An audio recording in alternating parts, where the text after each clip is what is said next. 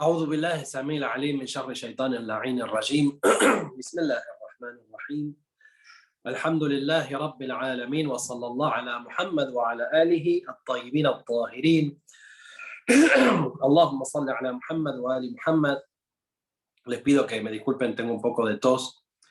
A lo largo de la clase seguramente no lo voy a poder controlar, porque bueno, estoy con un poco de gripe, pero inshallah que nos mejoremos pronto. Bueno, Bismillahirrahmanirrahim. Continuamos con nuestras clases de tafsir del Sagrado Corán y estamos en la aleya número 13 de la sura Al-Infitar, que es la sura número 82, una sura revelada en la Meca, como lo hemos visto.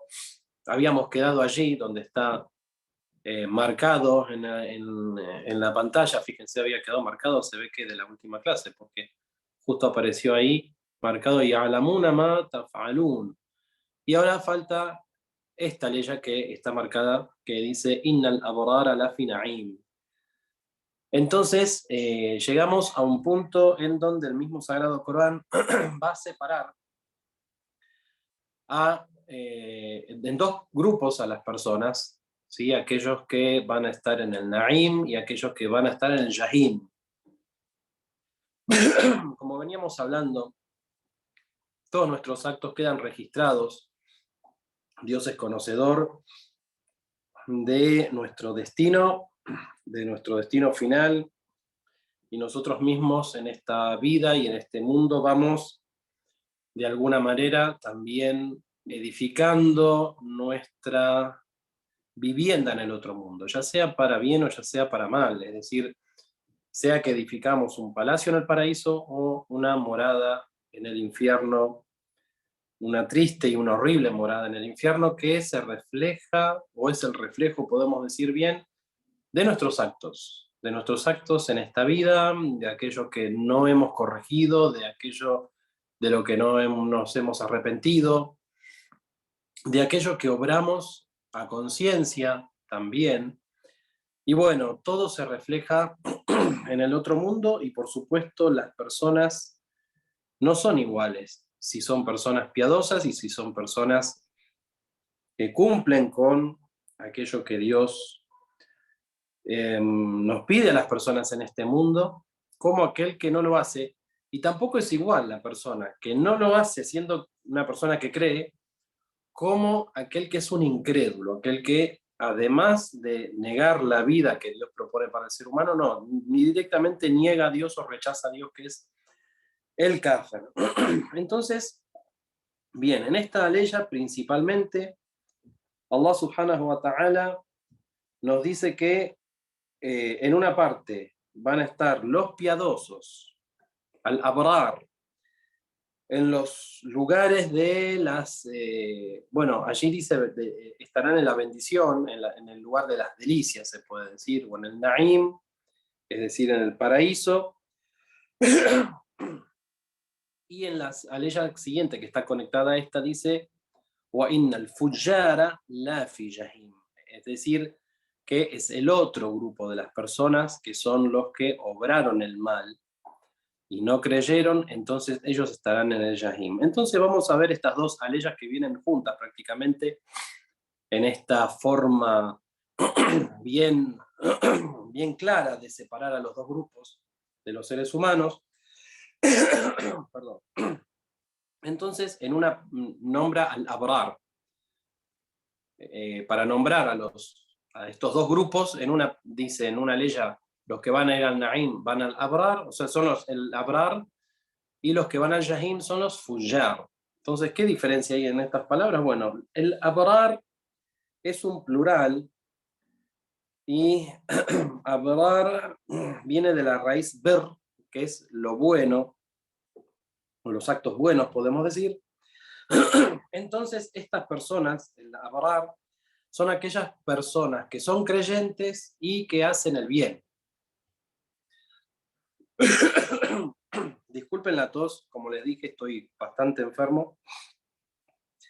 Entonces, las personas bondadosas, las personas que hacen el bien y además son personas que creen en Dios, y que son, podemos decir, piadosas, que abarcan, digamos, las buenas acciones en cuanto a la acción misma y a la creencia, bueno, estos, el abrar, son los que van a ir al Na'im, van a ir al paraíso, y los del otro grupo, que nombra Fujjar. Fujjar es una palabra que de ahí viene la palabra Fajr también, como cuando decimos el Salat al-Fajr a la mañana. Pero Fujjar, que es un plural también, ¿de dónde viene o qué significa? Significa algo que está agrietado, podemos decir, ¿sí? Allí lo traduce como los que hicieron el mal, y por cierto que, bueno, en este caso utiliza este término, y además, digamos, de utilizar este término para definir a esta gente, son a los que la misma ley ya está diciendo que la fi jahim, son los que estarán en el infierno. Entonces, ¿a qué viene esta cuestión de grieta o de rajadura también podemos decir? Que sería fajir el singular, fujjar es el plural, y que viene de fajr. Cuando nosotros hablamos del fajr, por ejemplo, a la mañana, creo que si hemos visto Suratul Fajr, hemos visto ya la palabra, que se le denomina fajr porque es cuando hay un quiebre o una grieta, podemos decir, en la que se rompe lo que es la noche o la oscuridad de la noche y empieza a aparecer la claridad del día. Por eso se le llama Fajr. Y en este podemos decir, en este significado que se le da, Fujjar claramente significa aquellos que de alguna manera tienen o una grieta o una brecha que los separa, digamos, del bien. Es decir, que son las personas que hacen el mal, como bien está traducido en la aleya que vemos en pantalla del Sheikh Jafar González Bornes. De ahí viene esta palabra Fujjar. Y el término Jahim, que sabemos, el Jahim es el infierno, se lo denomina de esta forma, porque Jaham es el fuego, el fuego encendido. Entonces Jahim, en esta forma en la que viene la palabra, significa algo que está constantemente prendido, digamos, o encendido. Si es un fuego que es constante, entonces podemos decir que de alguna forma también al utilizar esta palabra, el mismo Corán está diciendo que el infierno es algo que está constantemente ardiente y que estará constantemente ardiente. Entonces, en la ley siguiente dice yaslaunaha yawmaddin, en el que encontrarán y en el que entrarán, perdón, y arderán el día de la recompensa o el día del juicio, como se lo conoce. Entonces, yaslaun, esto significa asarse o quemarse, ¿sí? Es decir, entrar en el fuego, ¿sí? Y empezar a quemarse. Y como podemos ver, de la forma que viene, con la ya al principio, podemos ver que se trata de un verbo que viene en presente, ¿sí? Entonces, ahí sí vemos el verbo, yaslaunaha, muy bien. Vemos que exactamente, ahí está muy bien marcado, que es un verbo que viene en la tercera persona del plural y en presente, con lo cual también, igual que cuando estaba hablando de este Yahim y la idea que tiene este fuego, digamos, ardiente, que está en constante, digamos, encendido constantemente, este verbo, como viene así en presente, también nos da la idea de una acción que es continua. Es decir, que de allí se extrae también que ese fuego o ese castigo del fuego va a ser eterno. Entonces, dice, arderán en el día de la recompensa. Pero hay, como decimos, una continuidad de ese castigo. Ahora, esa continuidad, ¿hasta dónde va a ser? ¿Hasta qué momento se puede decir que va a suceder? وَمَا هُمْ عَنْهَا Bigaibim. La aleya que le sigue también un poco responde a esto. Dice que, del cual no podrán ausentarse u ocultarse. Entonces, en este versículo, nosotros lo que podemos ver es que también de la misma forma va a ser un castigo constante y del cual no se van a poder esconder, no se van a poder ocultar, no se van a poder ausentar, como dice. Es decir, que va a haber una continuidad en el castigo que lo va a hacer eterno. Y de hecho, esta es una de las aleyas con las que se extrae, además que las que hablan del Hud, de la eternidad, digamos, del castigo, es una de las aleyas que los sabios toman para interpretar que el castigo del infierno es un castigo continuo y eterno, digamos que no termina. Siempre hablamos ya de esta discusión que hay de que si el castigo del infierno es eterno para siempre o esa eternidad de la que se habla en algún momento se termina, digamos, y en algún momento hasta la última persona que está castigada en el infierno, Dios la va a establecer en alguna parte del paraíso, en la parte más baja puede ser del paraíso.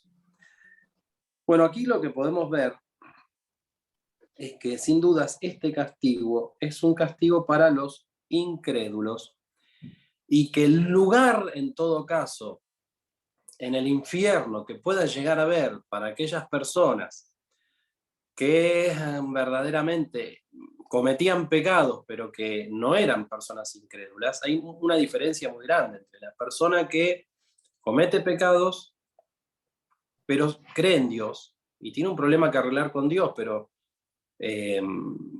puede ser que en algún punto, digamos, esa persona realmente todavía en este mundo tenga la salvación y pueda reflexionar y pueda volver sobre sus pasos en los pecados que haya hecho, y esa persona es muy diferente a una persona que rechaza a Dios. Y aquel que rechaza a Dios, aquel que llama Kafir, y aquí en las aleyas donde nombraba el Fujjar, digamos, ese tipo de personas, que son las personas que rechazan a Dios, que deciden no creer en Dios, que no tienen conciencia alguna de la existencia divina, no les interesa saber, no quieren, digamos, quieren hacer lo que su corazón les dice, su alma, digamos, sus pasiones más bajas, y no quieren mezclar el intelecto en ninguna de las acciones. Digamos, ellos quieren vivir la vida y si necesitan aplastar la cabeza de los demás para continuar vivos, bueno, ellos lo van a hacer. Entonces, ese tipo de personas se diferencian muchísimo de aquella persona que todavía tiene un poco de conciencia y puede creer. Entonces, son personas que realmente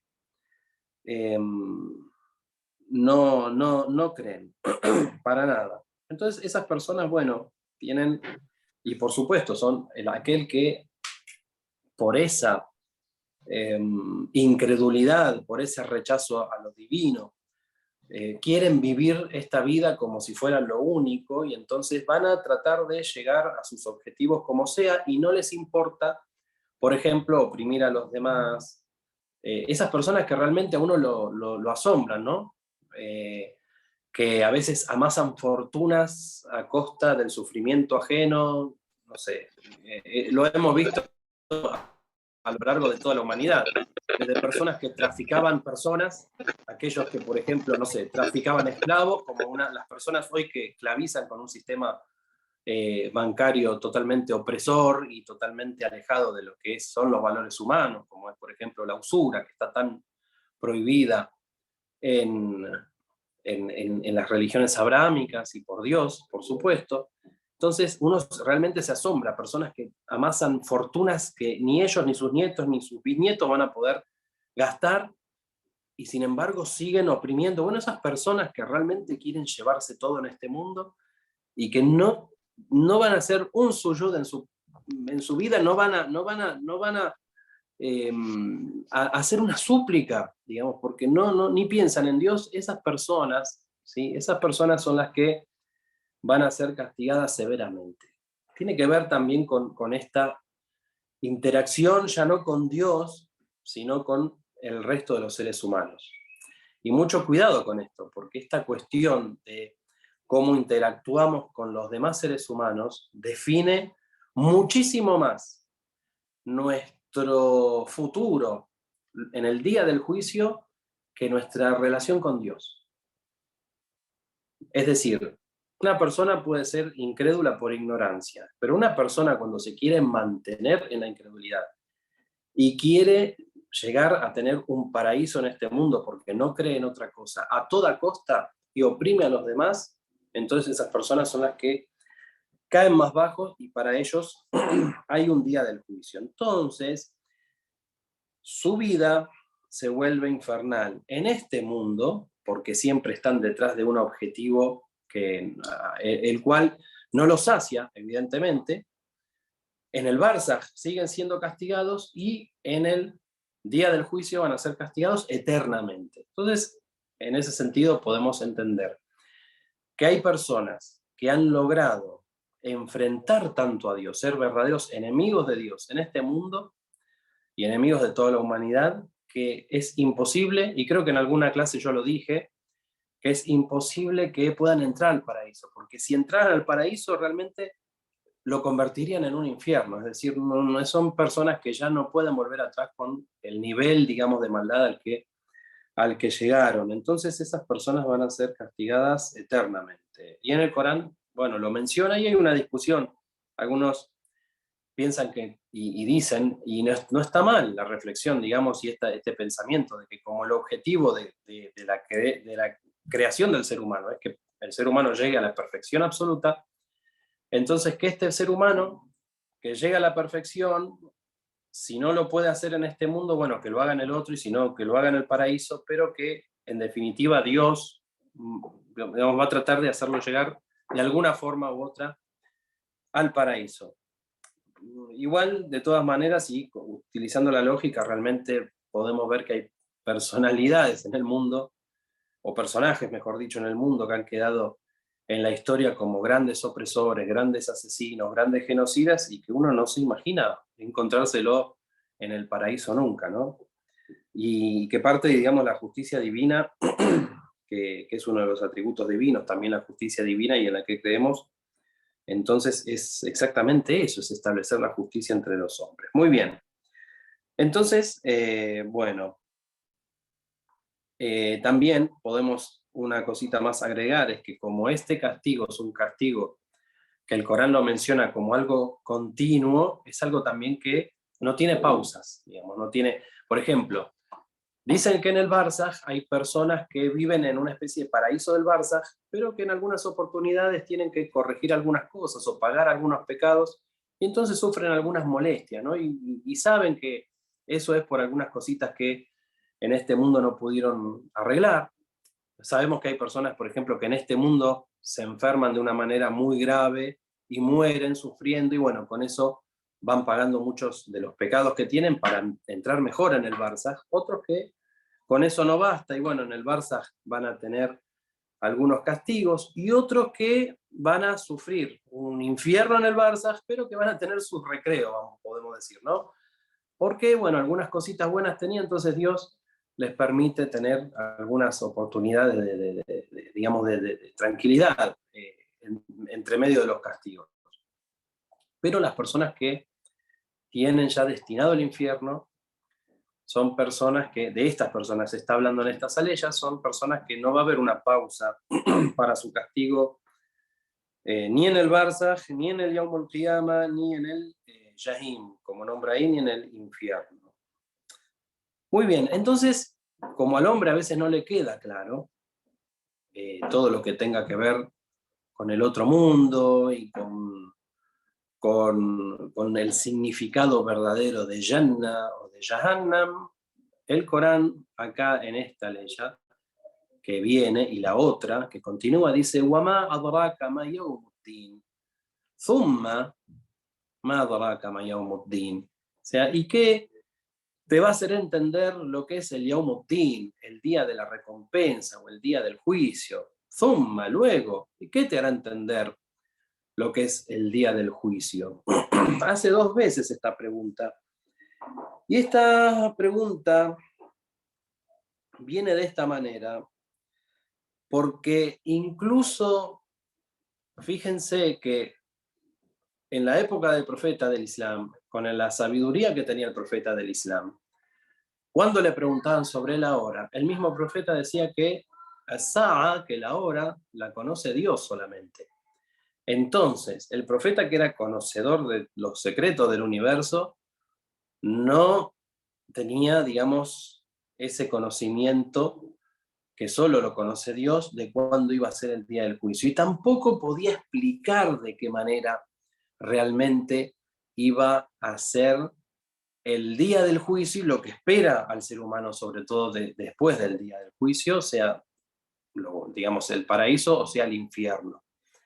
Porque realmente el ser humano mismo no puede entender. No es que el profeta no pueda explicarlo porque no tenga la capacidad de explicar lo que hay en el paraíso o en el infierno, sino que el mismo ser humano, como receptor, digamos, no puede ser un recipiente tan amplio para conocer justamente estas, bueno, llegó la hora del Maghrib, no, para comprender, digamos, estas realidades y esas dimensiones de lo que va a suceder, tanto en el, digamos, en el final de los tiempos, como en el Yaumul Qiyama mismo, como en el paraíso o en el infierno. Es como cuando explicábamos esta cuestión del otro mundo, digamos, hace unas clases atrás y explicamos, bueno, que como que a un niño que está en el vientre de su madre le expliquen que una vez que va a nacer, va a crecer y va a tomarse un ómnibus, no sé, para ir a la escuela, y que va a entrar a un aula que mide 6 metros por 6 y 4 metros de alto, y en donde entran 50 estudiantes, o sea, un bebé chiquitito que recién se está formando dentro de la panza de su madre, y que todo el mundo que conoce eso, es muy difícil que comprenda cosas que todavía no las puede comparar o dimensionar. Entonces, por esa forma también le hacían estas preguntas al profeta, y el profeta las explicaba, pero el ser humano, digamos, no entendía ni puede entender realmente con la sapiencia de haber podido vivir o de haber podido tener la experiencia presencial, podemos decir, de estar o en el Yawm al-Qiyamah o en el paraíso o en el infierno. A veces se cuentan cosas del paraíso en los hadices que nos dan una idea, pero que es una idea muy vaga en comparación a lo que realmente es, porque realmente no tenemos la capacidad para comprender, ¿no? Como cuando dicen, por ejemplo, que una chispa del infierno puede hacer desaparecer todo el mundo. Una chispa del infierno. Realmente no podemos comprender, y cuando lo comparamos con lo que físicamente o materialmente se conoce, por ejemplo, el sol más grande que existe, sino el sol más grande que el ser humano llegó a conocer comparado con nuestro sol. Cuando uno lo ve, búsquenlo en internet, en Google, lo van a encontrar, los soles que hasta ahora se conocen en tamaño, y el nuestro es como si fuese un granito de azúcar al lado de una gran montaña, comparado con el sol más grande que el ser humano pudo, con la ciencia y con, digamos, los telescopios y todo esto, descubrir. Entonces, imagínense que ese sol tan grande, digamos, no se compara con el fuego del Jahannam, con el fuego del paraíso. Entonces, ¿qué es eso? Subhanallah. O que una gota de una fruta del paraíso dice puede endulzar los 7 mares. Y bueno, hay tantos dichos y cosas que realmente son asombrosas, ¿no? Y que no la podemos dimensionar, y que, digamos, están explicadas como para que nos imaginemos más o menos lo que significa. No es que estén mostrando exactamente lo que es. Y por eso están estas dos preguntas que vienen de esta forma. Pero el Corán explica y termina diciendo: Yawma la tamliku nafsun li nafsin shay'an wal amru yawma idin lillah. Y ahí terminamos con este capítulo. Ahora, los que estamos en Buenos Aires, que ya nos llegó la hora de Salat al-Maghrib, entonces dice que en ese día, como dice allí, en el que un alma no poseerá nada para dar a otra alma, y el mando será en ese día solo de Dios, o la orden, podemos decir también, pertenecerá solo a Dios subhanahu wa ta'ala. Es decir que en ese día todas estas influencias que podrían haber llegado a protegernos o a llegar a otros niveles, digamos, por las influencias, por los conocidos, por ejemplo, los reyes, ¿no? Que hacen lo que quieren, o el amigo del rey, o el amigo del presidente, o del diputado, que llega a ciertos puestos, y todas esas cosas que hay en el mundo, y que muchos se benefician, en ese día ya no van a estar más. Ya no va a haber rey, no va a haber gobierno, no va a haber amigo, no va a haber nada, no va a haber ningún tipo de acomodos, como decimos nosotros. El poder pertenece solo a Allah subhanahu wa ta'ala, y todo ese tipo digamos, de poder falso, del cual nos podemos llegar a beneficiar en este mundo, no va a estar. Ningún tipo de influencia, ningún tipo como les digo, de amistad, de nada. Entonces, ¿vieron esas personas que a veces los muestran, ¿no? Los filman, que qué sé yo, un diputado que va, no sé, borracho por la autopista, bueno, haciendo desastre, lo para la policía y el hombre enseguida saca su carnet de diputado, de senador, para que no lo detengan, y bueno, o esas personas que se quieren beneficiar de ciertas influencias o de cercanía con el poder. Bueno, todo ese poder, no solamente el poder al que va a acudir esa persona, sino el mismo poder, que tiene el poder en este mundo, ese diputado, ese senador, ese presidente, ese rey, lo que fuera, ese millonario, bueno, ninguno va a tener ningún tipo de poder ni de soberanía. Ese es el Yawmuddin, el Yawmul Qiyama, el día del juicio. En ese día la soberanía pertenece solamente a Dios. Nadie va a poder ofrecerle nada a nadie, excepto, y esto es importante, la cuestión del Shafa'a. O sea, que la hemos visto, creo, en algún momento yo le expliqué, la cuestión de la intercesión, ¿sí? Que esto no es que está contradiciendo la intercesión de Dios Todopoderoso, que en el día del juicio los profetas, o los imames, o los siervos justos de Dios, pero sobre todo siempre estamos hablando de esta cuestión de la intercesión de los profetas y de los imames, van a interceder por los seres humanos en la tierra. Por supuesto que sí, pero también con respecto al Shafa'a, a la intercesión, esa intercesión es bi'idhnillah. Es decir, que tiene que tener un permiso de Allah subhanahu wa ta'ala. Por lo tanto, aquello que vamos a poder, digamos, de aquello que nos vamos a poder beneficiar es, sí, de el Shafa'a, de la intercesión, tanto del profeta como de los imames, o cada profeta que va a interceder por su comunidad, o mismo de los ángeles también. Pero, claro, para poder obtener este beneficio en el Yawmul Qiyama, el que tiene que dar el permiso y la palabra final es Dios.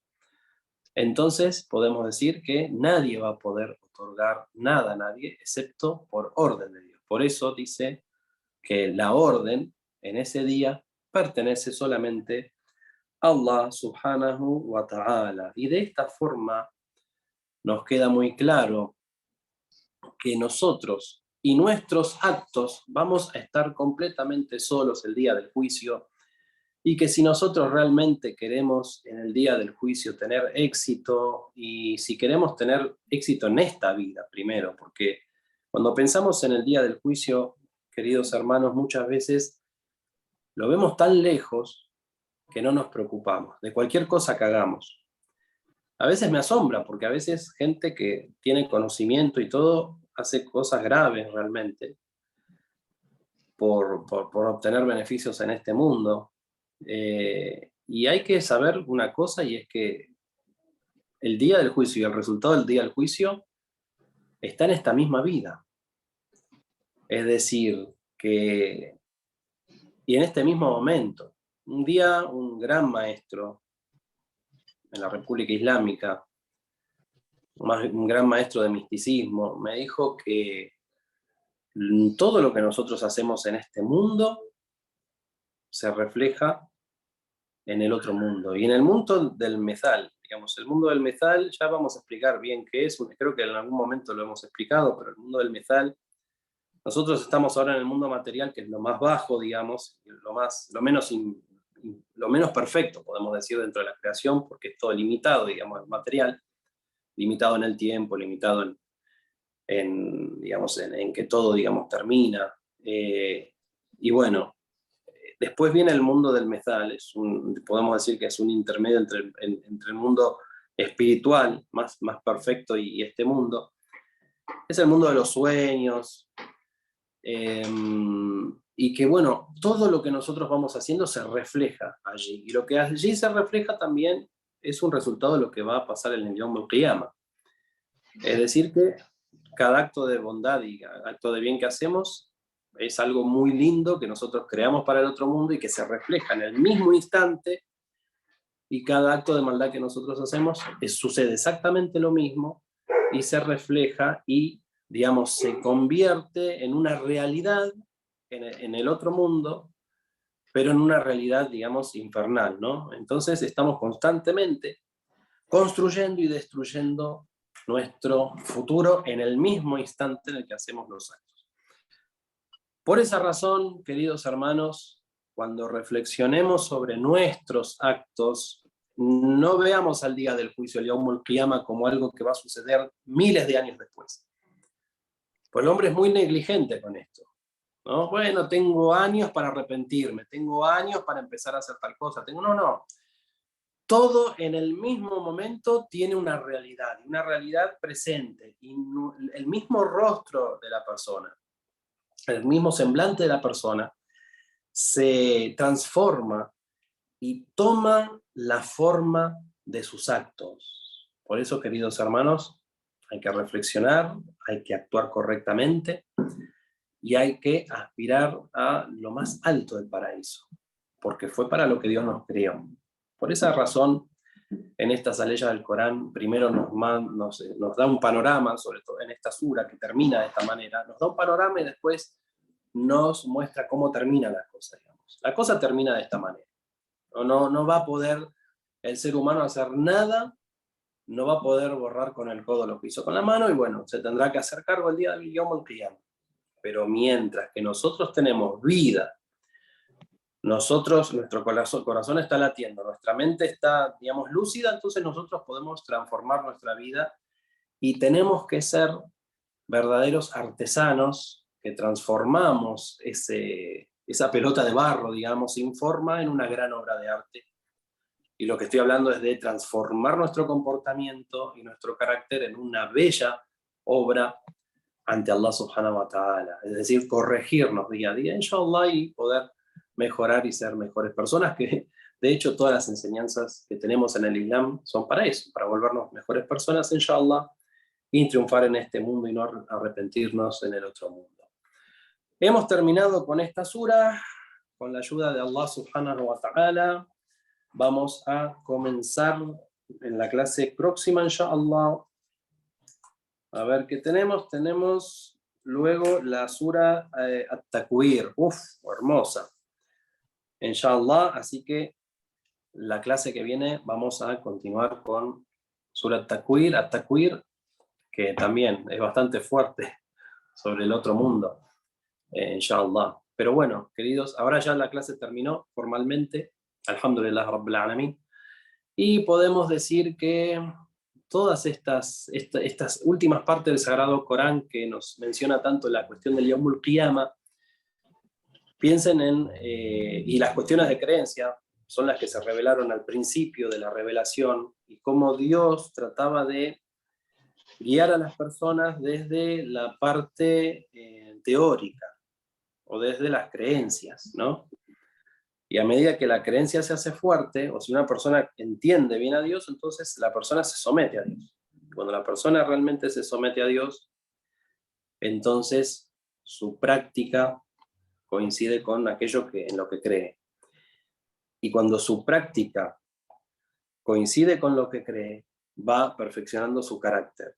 Y entonces allí puede completarse